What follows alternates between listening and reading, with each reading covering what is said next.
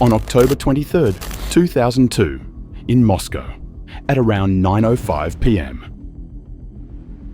Over 800 people sit inside the Dubrovka Theater, watching the second act of the popular musical Nordost. Children, parents, tourists, and actors all absorbed in the performance.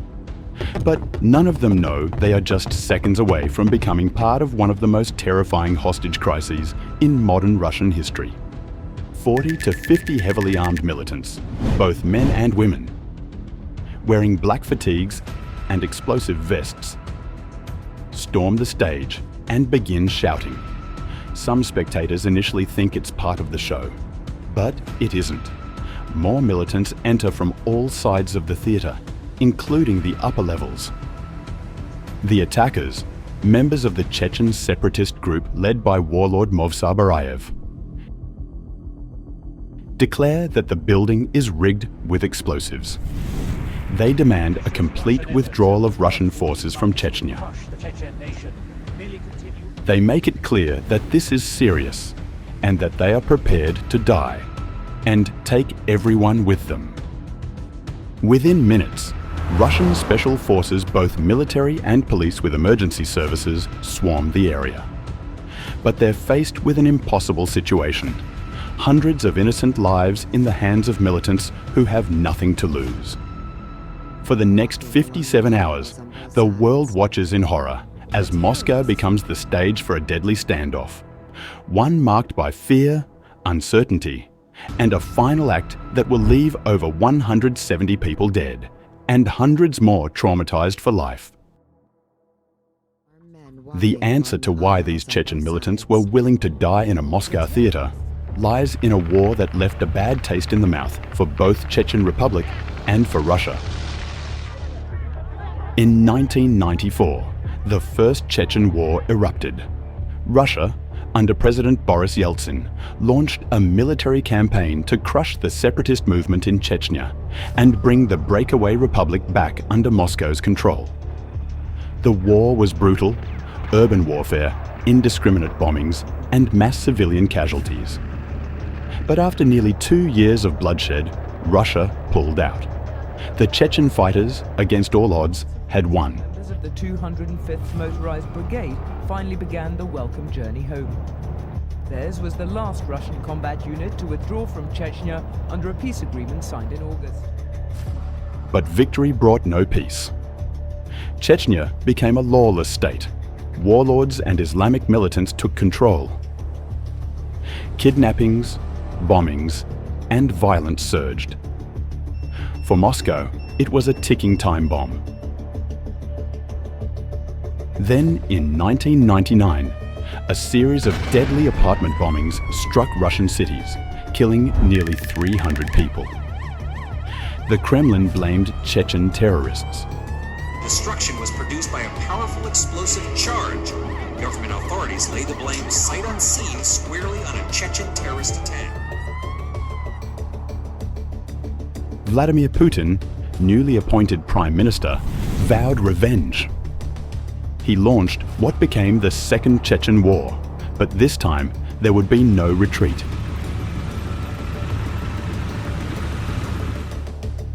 The Russian military flattened Grozny. Thousands of civilians were killed. Entire towns were wiped out. Human rights organizations accused Russia of war crimes, summary executions, torture, and forced disappearances. Chechnya was devastated, but the war didn't kill the insurgency, it radicalized it. A new generation of fighters emerged, more extreme, more desperate. Among them, Movsar Barayev, the 23-year-old commander who would lead the siege of Nordost. By 2002, the Kremlin had installed a pro-Russian government in Chechnya. But for many Chechens, the war was far from over. Russia refused to negotiate with the separatists. Peace talks were dead. And so, the fighters chose another method. Their message would be delivered in the heart of Moscow. As the news broke, Moscow froze. Families gathered around televisions, streets were blocked off, special forces took positions. Elite Russian units, consisting of GRU Spetsnaz, SOBR, and FSB Special Forces, surrounded the theatre and established a tight security perimeter around the building. At first, the Kremlin was caught off guard. Paralyzed by the scale of the crisis, they moved cautiously, unsure of how to respond. Then, from the shadow of the besieged theatre, a hostage emerged, clutching a videotape in one pocket and a handwritten list of Chechen demands in the other. It was their message to the world. The hostage takers insisted that their videotape be distributed to Russian television networks and international media. They intended it to explain their motives and portray the siege as part of a broader religious and political struggle. However, Russian authorities quickly intervened. The tape was seized, and only brief excerpts, mostly still images or muted segments, were permitted to air. Under existing anti-terrorism laws, broadcasters were prohibited from airing statements made by the militants. As a result, the message they hoped to deliver was largely suppressed. Shortly after, the militants released between 150 and 200 hostages, mostly Muslims, foreigners, pregnant women, children, and those in need of medical attention. According to the captors, these individuals had no connection to the conflict or the Russian state, and were not considered targets of their operation. Through accounts from released hostages and those who managed to communicate with the outside world using their mobile phones, Russian authorities began to understand the full scope of the threat. The militants were indeed wearing improvised explosive devices, and additional bombs had been strategically placed throughout the theatre. In response, Russian authorities launched an immediate investigation in Chechnya, searching for any leads that could identify or connect the attackers. Mufti Ahmad Kadzi Shamayev, the official leader of Chechnya's Muslims, stated, he had no knowledge of who the militants were and condemned the targeting of civilians. The pro-Moscow Islamic leadership in Chechnya also publicly denounced the attack. The Russian government, trying to negotiate, offered the hostage takers safe passage to any country except Russia or Chechnya, on the condition that all hostages be released unharmed. Negotiations continued for 2 days, involving several Russian officials and representatives of the Red Cross, who participated at the demand of the hostage takers. During this time, the militants released groups of 15 to 20 Russian citizens and pledged to release all foreign hostages. However, during these 2 days of negotiations, a small number of hostages who were trying to escape were executed by the militants, and at least a few Russian security personnel were wounded in isolated exchanges with the attackers. Through negotiations, the militants were told that a withdrawal from Chechnya would be a complex and time-consuming process, not something that could be carried out overnight.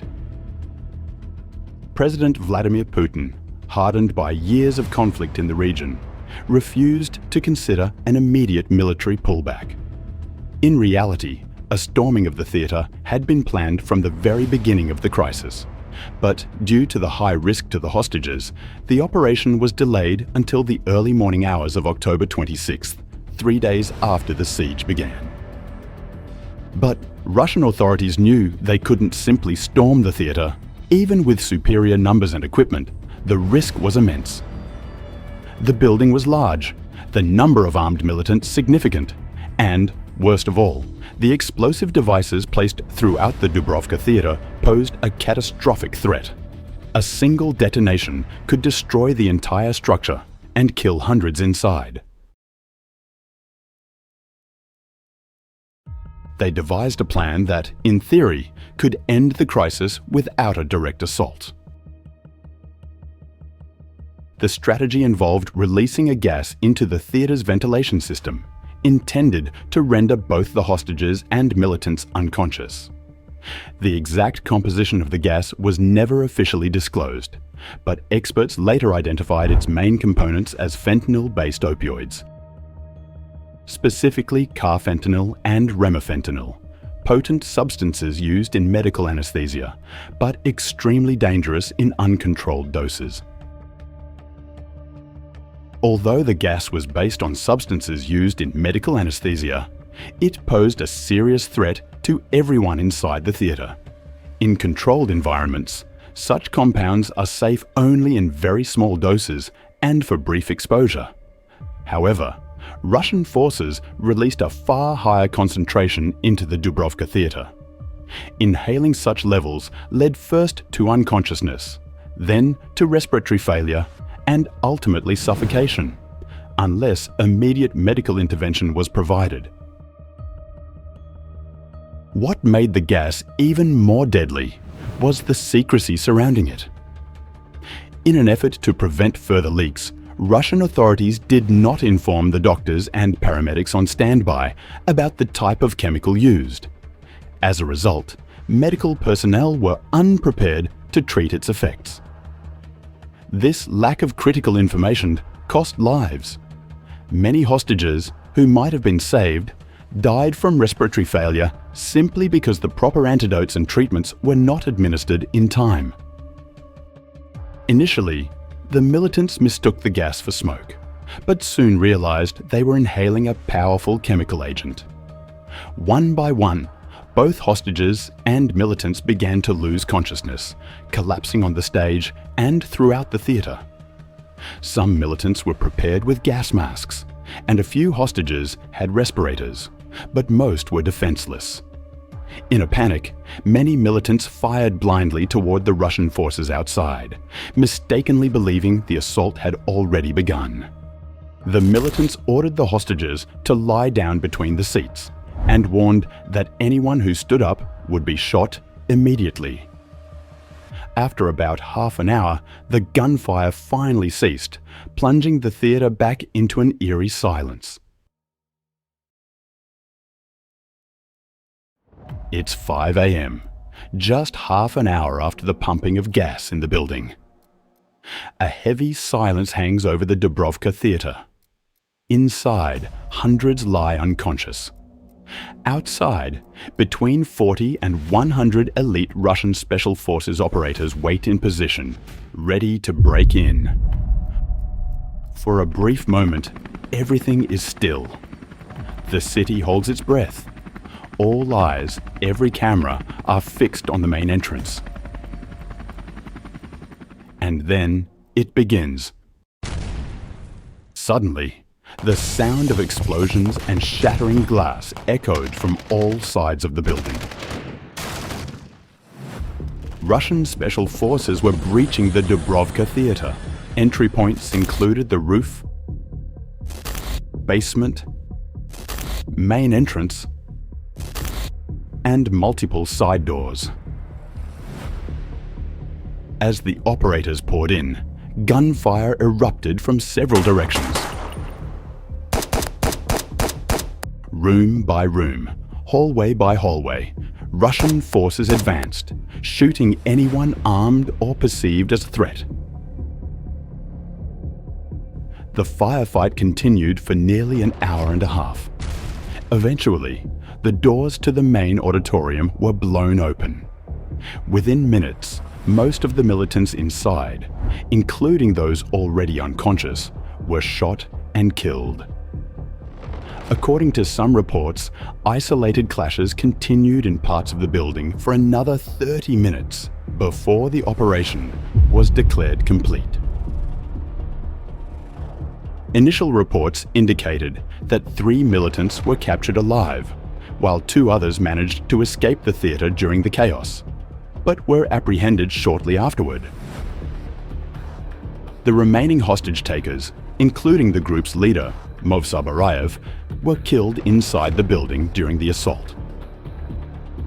Although the hostage crisis had come to an end, the aftermath was anything but a triumph.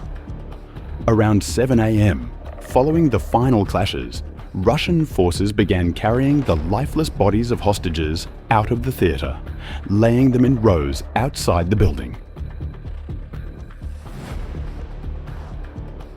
News reports from the scene noted that most of the victims showed no signs of gunshot wounds or visible bleeding. Instead, their bodies appeared waxy, pale, and motionless, eyes open and blank. The gas, not bullets, had claimed the majority of lives. Medical personnel on the scene had been prepared to treat injuries from explosions and gunfire, but not the effects of a secret chemical agent. Unaware of the gas's composition, many doctors were unable to respond effectively. Some reports suggest that a few hostages were saved after being given opioid antidotes, but a large number weren't as fortunate.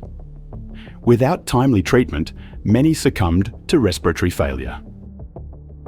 The bodies of dead hostages were put in 2 buses, which were parked at the TC. Initial reports said nothing about casualties among the hostages. The Crisis HQ representatives went to the college hall, where relatives of the hostages had been waiting, and told them that allegedly there were no fatalities among the hostages. The first official report of fatalities among the hostages came at about 9 a.m. Despite the death of 5 children, which had been already reported by medical personnel, the official statement claimed there were no children among the dead. At 1 p.m, it was announced at a press conference a definitive death toll of 67 hostages, who are said to have been killed by Chechens. But again, there was no information about children nor foreigners among those killed. The hostages' family members panicked as the government refused to release any information about which hospitals their loved ones had been taken to, or even whether their relatives were among the dead. The official number of the dead rose to 90, including 25 children, while it was still claimed that they were killed by militants who executed them. Later, the same day, the official death toll among hostages had risen to at least 118, and the officials had not specified exactly what killed them. By October 28th, of the 646 former hostages who remained hospitalized, 150 were still in intensive care, and 45 were in critical condition. Andrei Seltsovsky, Moscow's Health Committee chairman, announced that all but one of the hostages killed in the raid had died from the effects of the unknown gas rather than from gunshot wounds. The cause of death listed for all hostages was declared to be terrorism, claiming they died from heart attacks or other physical ailments. In the days that followed, responsibility for the siege was officially attributed to the Special Purpose Islamic Regiment, SPIR, with support from the International Islamic Brigade. But the calm that followed was short-lived.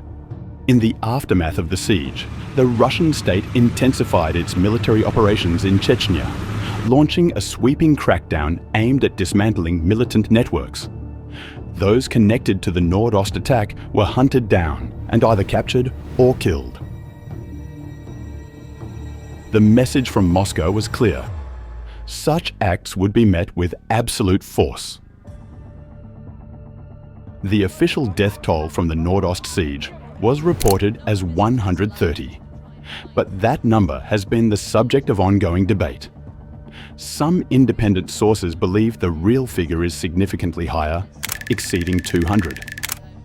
Others claim the true toll may be closer to 400, including victims who later died from long-term complications caused by the gas.